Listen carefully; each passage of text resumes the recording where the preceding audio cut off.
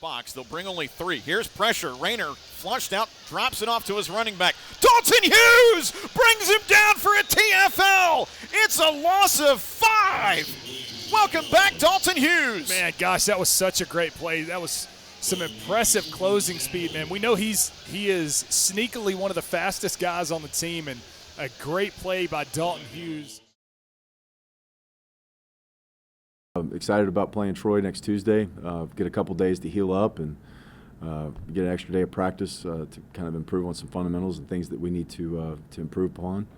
But really looking forward to this opportunity on Tuesday night, ESPN. Big rivalry game for us, and excited about it here in a couple days. You're at the midway point now. Beyond the record, what have you seen that you like? What do you need to do better, just kind of across the board? We're more week to week, in terms of, what we want to address and things like that. We're not really big on like taking inventory halfway through the season and saying, what does it all mean? What we need to do offensively is not have as many penalties. We can't turn the ball over in the red zone. Defensively, I feel like we're doing a decent job of playing the run now. We didn't play it very well early in the season against Ohio and North Texas, and obviously against LSU. It's a different opponent. But I thought against App State and last week we played well against the run. In the back end, I still feel like we're giving up too many explosives. I feel like our eyes need to be better on the back end, more discipline. I feel like our kicking game has gotten better, but just about the time you say that, that's when something comes up. So we need to stay, hard on the fundamentals. I feel like our coverage game has gotten better from a kickoff coverage and punt coverage. Punt return, we're getting under the balls and not losing as many yards on that, although the kid did hit some good punts against us last week, put us inside the 10 twice at Ark State. I feel like team-wise, special teams-wise, we're playing a little bit cleaner. We just need to stay that way. Defensively, we need to cut down on the explosives. We need to get takeaways. We didn't have a ball really in jeopardy the other night in terms of, we had one on the strip sack with Tyler Thomas, but we got to get more takeaways. Offensively, we've got to stay out of our way with penalties. That is just absolutely what is hindering us from getting any kind of a rhythm and feeling the flow that we felt in a few other games this year.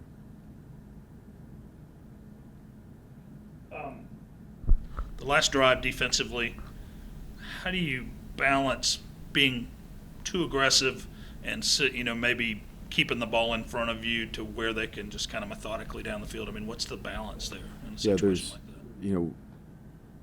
that? There's a balance with the time, with the time that's left in the ball game, and depending upon how many timeouts you have and how many timeouts they have, the complexion of the game. We need to be more aggressive. First and foremost, we need to be more aggressive in those situations, be more matchier on routes and things like that, and not be afraid to give up a big play with 1 minute and 49 seconds left. You still have a lot of timeouts. You have all your timeouts. If they hit a pass on the first play and score and go up 6 with an extra point, well, you still got 1 minute and 32 and 3 timeouts. So we need to be matchier in that situation, understand the clock, understand what they're going for, which is a field goal to win the ball game. They're not trying to score a touchdown. They're just trying to get to the 30-yard line so they can say we gave our team a shot. So we've got to be more aggressive in that situation. You talk about getting a guy like Dalton back in the lineup. Huge. He's such a great athlete and plays the game with such passion. And just the athleticism that he brings to that position, that's huge. You saw him on early in the game, he ran out there and the back made him miss. But the second time he did that, he dropped him. He dropped him for about a 4-yard loss. So obviously he just needed one warm-up rep, and then he was ready to go. But we're glad that we're all glad he's back and adds a lot to our linebacking core.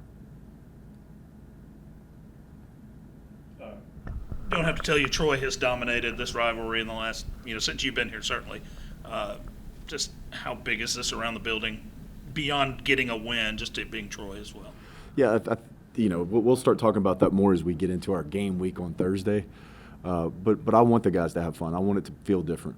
Playing in rivalry games as a player, you hear some coaches will come down the hallway, this is no different than any other game. And you're like, how do you say that? Like everybody else is like leaving and quitting work on Thursday at noon. Like, of course this is a different game. It is different. It is different. And it means a lot to the people in this part of the country, and it means a lot to our university and their university. So I want them to understand it is different. it's going to feel different. People are going to play a little step faster. I mean, I know in the rivalry games I had a chance to play in, they happened a hell of a lot quicker than those other 10 games. So, you know, you got to understand it's going to be low, fast, and physical.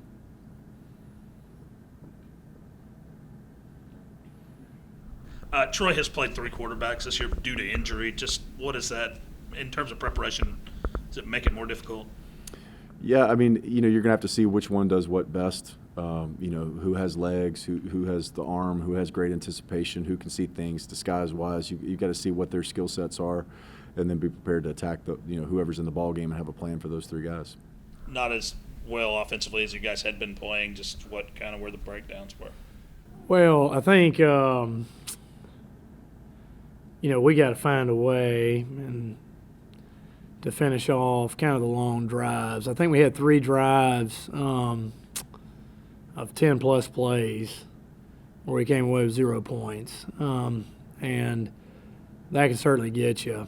You know, and we just got to continue to kind of harp on the mental discipline. You know, we need those kind of drives. Those types of drives are really good for your football team. It allows your defense to kind of get rest. But they have to be capped off with points.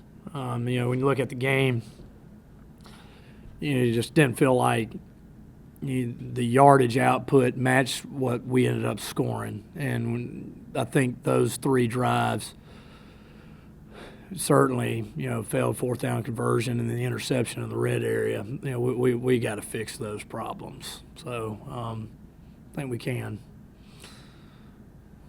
At the same time, what are some of the things you saw Saturday that you're like, okay, that was pretty good? Well, yeah, I think the way the players competed throughout the course of the game was really good, and we were able to run the ball really well. You know, at times, pretty much throughout the course of the game, I should say. I think we ran it fine. And then, you know, even when things weren't going our way, I thought we made some decent adjustments at halftime. And we were able to hit some shots. We missed one. We got to make, had a drop, but we got some shots there, and that really kind of is what got us going on offense. You know, obviously the play to Parrish, but even the last drive of the game, the go ball to Jeremiah Webb. I mean, so those were good, but we just need more of those, and we need those earlier. You know, that was kind of felt like at times it was a little bit like an NFL game where we couldn't make a 20-yard plus run, 20-yard plus pass. You know, we were just kind of methodically going down the field. So if we can find a few more of those explosive plays, I think we'll be fine moving forward. The last touchdown, it may be a question for Gio, but it didn't look like he was throwing it to Jamal. But it looked like he was throwing it to DJ, I think. But what does it say about Jamal that he had the presence of mind to make a play like that? Yeah, you know, we had said before the play, obviously we had I think a penalty that kind of put us in that situation too, you know, which we got to get those cleaned up. But we just talked about kind of where the guys were going to be on the field if it wasn't there right away. And you'll have to ask Gio who he was throwing it to, but I thought it was just good awareness. I mean, even by DJ, you know, Pritch got the ball, but of knowing where to find the guys to give ourselves a shot, you know. So just, you know, that's Pritch, you know. We were struggling a little bit there, and he pops for the long touchdown pass to get us the lead initially, and then somehow the ball finds him in that situation, which was awesome to see. But, you know, it's just funny how the ball finds him when we need it. So. Troy, mostly new guys defensively, but what do you know about them just schematically, what they're going to try to do? Well, I'll be honest with you, we really haven't had a chance to take a look at them yet. I think we're going to start on them today. But this morning, I think it was about cleaning our game up, and then we'll have a practice where I think we're really going to try to work on some of those things that have been giving us issues, which is, you know, kind of been the self-inflicted wounds, kind of improve on what we got to improve on. But we're going to watch them later today, and then certainly tomorrow. From what I saw, watching them play TV, they're still a pretty athletic, long athletic bunch on defense. So, but I haven't seen them schematically. Just across the board, what'd you feel like how you guys performed the other day? Yeah, the guys fought. They fought hard. There were several times they bled us down a little bit down into the red area, and they stood strong. Anytime you can hold a team to field goals, I think that's a huge, huge plus throughout the course of the game. Obviously, there were some big plays that happened to get them down there at times that we want to get back and we want to correct those issues and some of those type things. But, anytime you can hold teams to field goal attempts down there in the red area, that's, you feel like you're not winning the drive, so to speak, but you're not allowing touchdowns, and I think that's good. Now, some of that was our execution, some of that was missed execution on their part, but, we've got to make sure, we talked about this morning in meetings, just cleaning those things up and making sure that we continue to fight. I thought, the run fits were really well outside of a couple. There were two that we really missed where they were able to get out on us, but for the most part, we talk about stopping the run, and if our guys can continue to handle the run game and stay strong against the run and stay on top of these routes, I think, there's growth. And that's what you want. You want to see growth, each and every step of the way. And, I've got to do a better job getting some of the calls that fit us a little bit better in terms of, everybody wants to know about the 2-minute, right? Like you're going to ask me a question about the 2-minute. My wife is asking me about the 2-minute. Like everything's about the 2-minute drive, and that's where I've got to do a better job of helping our guys out and being a little more aggressive there and not allowing Rayner to stand there in the pocket and do some of those things. And for us, it's just making sure that we continue to learn. That's it. It's the scar tissue of things that have happened, but also growing from that and learning from that, so that way you end those issues. Midway point of the season, obviously, you talked about how much you'd like the improvement as you've gone along. Just would you assess things right now? Yeah, I think it's the same. We're growing each and every week. If you look at it in our 2 conference games, we've held those guys to 14 and 18 points, and I think that's good growth.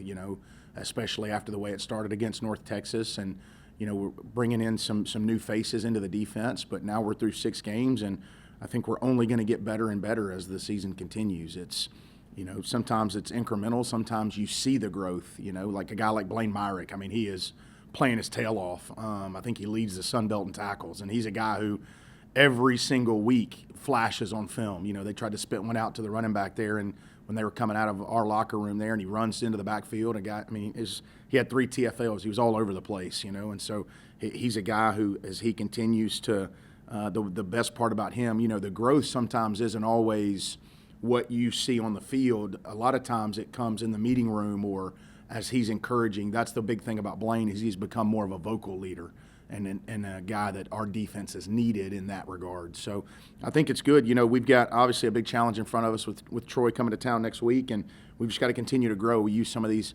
days and extra bonus practices to fine-tune some of those mistakes and clean those up and continue to push forward. They have played 3 quarterbacks because of injury, but just in general, how difficult is that to prepare for? Yeah, it is, because each guy brings his own unique twist and own unique, skill set to the table, and anytime a team does that, you've got to prepare for all of them, like you're going to see all of them. And how much is quarterback run game with quarterback A versus quarterback B? How much is it designed, or can this guy pull it down and run it, or whatever the case may be? And so, some of those times you're having to look at your calls and kind of create different call sheets based on the quarterback, depending on what style of play you're going to get.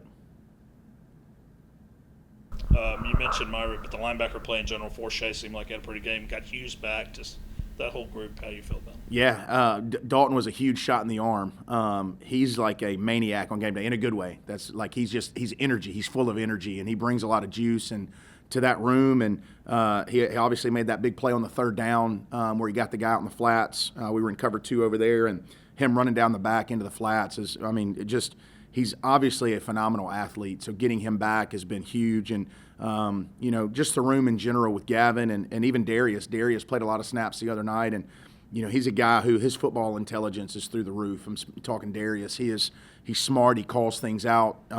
He's studying film. He's always wanting to ask questions to learn. And Coach Clemens has done a great job in that room of creating that culture of guys that have bought in and are doing what we need them to do defensively. The Troy rivalry has been one-sided recently. Do you guys talk about that? Do the players talk about that? It's just the next game. Is it an important game? Absolutely. And it's important because it's the next one. Obviously, it means a lot to this university, this community, and so we want to do our best and put our best foot forward in that regard. But for us, we always talk about a nameless, faceless opponent. A lot of times, it's about us and how they're going to attack us, and they're going to attack us in ways we've been attacked. It's funny. LSU hit us on that first play where they spit it out to the running back in the flats, and I think Arkansas State maybe ran it 6 or 7 times. So it's teams are going to attack you the way you've been attacked, and so for us, it's about cleaning up the mistakes we've made and ensuring that we just continue to grow. I mean, I think that's pretty been a common trend in this room when I've come in here is just let's get better and better and better, and let's clean up our mistakes, our eyes, our bad leverage, bad fits, silly penalties. We had a couple of PIs the other night, and just cleaning those things up, and then the results and the opponent, those things take care of themselves. Talk about being back for the first time this year. How much fun it was to be out there. It was awesome. I didn't really know if I was going to be able to play at all this year. Had a bunch of different diagnoses with my back, with my sports hernia. Went up to Birmingham and talked to a doctor up there, and got told I could come back. And just after being on the sideline for the game, just watching and spectating in practice, and just kind of that uncertainty of not coming back and then coming back and getting to make some plays was awesome. It was just kind of showed me again why I love the game so much. At what point did you feel like you were ready to play again? Prior to the game, like in practice, about 2 weeks ago, I got back out there. I started taking some different medicine for my back, and it kind of started helping. And I was just kind of flying around like I hadn't been since, honestly, last fall. And I was like, I think I'll be able to play. And then it just kept progressively I got more reps every day. We had a good plan. Training staff had a good plan for me. Some modifications in the weight room. And then I started practicing and making some plays in practice, and I was like confident, got my confidence up, because it's real, when you take 6-7 weeks off, I mean, you're like, can my body do it? I'm not I'm gonna be able to go out there and compete. And then I was a little rusty, the first half, and then I kind of settled in the second half and started making plays, and it was awesome. It was a lot of fun. Were there a lot of nerves pre-game? Oh yeah, Arkansas State. Yeah, I mean, just getting back out there, I'm also playing a new position that I played from last year. But, I mean, I wouldn't say confidence wasn't an issue at all. Just there's some nerves, But once I kind of settled in, it was it's just football. So. Coaches have talked about your energy and passion for the game. Yes, sir. So how difficult was it to stand on the sidelines and watch and then get back in? The few games I was on the sideline, I just get so antsy and worked up. I'm just trying to keep the line in the cage, and trying to get the guys going. And but personally, it's tough. Just sitting there watching and just watch. I don't know.